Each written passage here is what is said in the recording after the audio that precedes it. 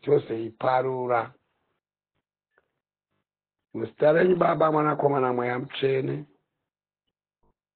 Baba wedu iyemi makaita denga nenyika, renyu zita ngarikudzwe noutsvene neumambo hwaro nemusimba guru raKristu.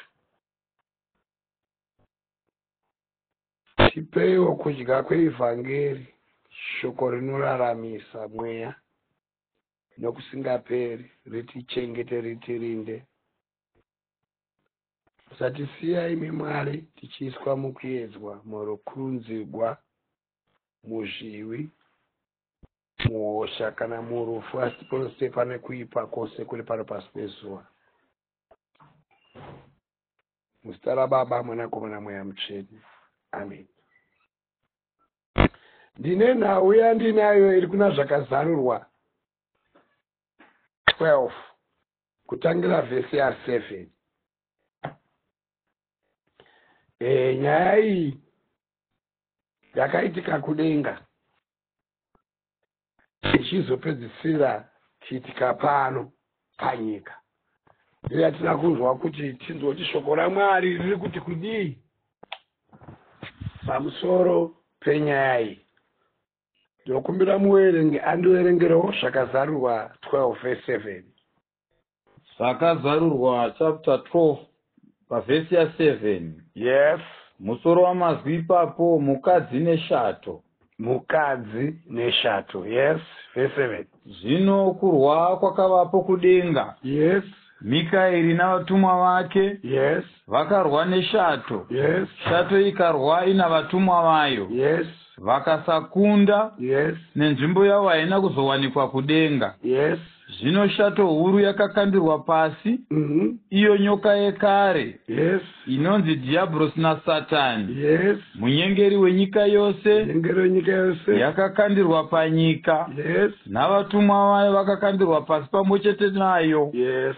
Ndikanzwa inzwi guru kudenga richiti, zvino ruponeso rwasvika nesimba. Yes. Noushe waMwari wedu. Yes. Noumambo hwaKristu wake. Yes. Nokuti mupomeri wehama dzedu wakakandirwa pasi. Yes. Wakapomerwa ava pamberi paMwari wedu. Yes. Masikati nousiku. Yes. Ivo vakamukunda neropa regwayana. Uye neshoko rokupupura kwavo. Havana kuda upenyu hwavo kusvikira parufu. Yes. Saka farai kudenga nemi munogarako. Yes. Mune nhamo imi nyika negungwa. Nokuti mweya wakaipa waburukira kwamuri. Akatsamwa kwazvo. Nokuti unoziva kuti uchine nguva duku. Amen.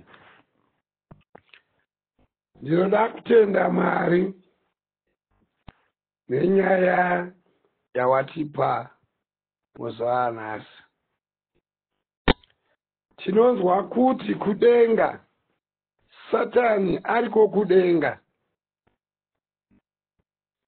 ari mushumiri kudenga, uchiimbira Mwari ari kudenga.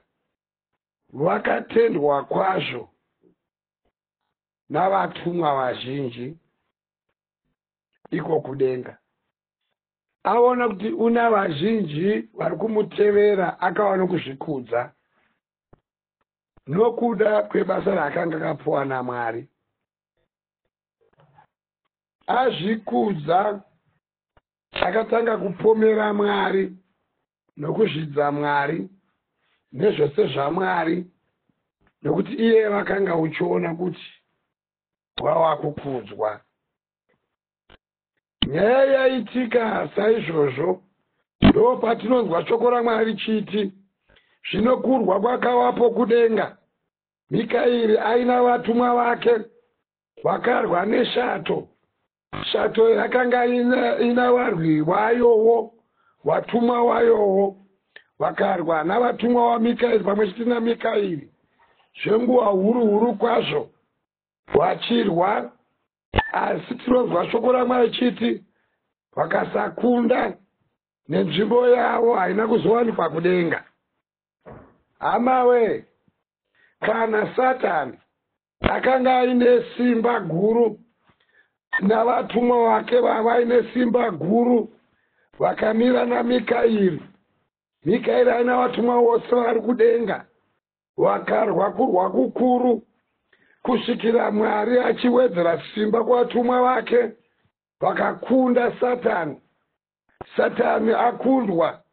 Tonzwa shoko raMwari chiti, zvino chato huru yakakandirwa pasi, iyo nyoka yakare inonzi Dhiabhorosi naSatani munyengeri wenyika yose, vakakandirwa panyika, navatumwa vayo vakakandirwa pasi pamwe chete nayo.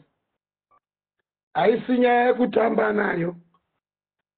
Zvedu manamatiro ationamata tichiita tiri muzvivi hedu, tiri mukupfamba kwakaipa, tiri mukuita kwose kunofadza nyama, hatizati tinogona kukunda Satani.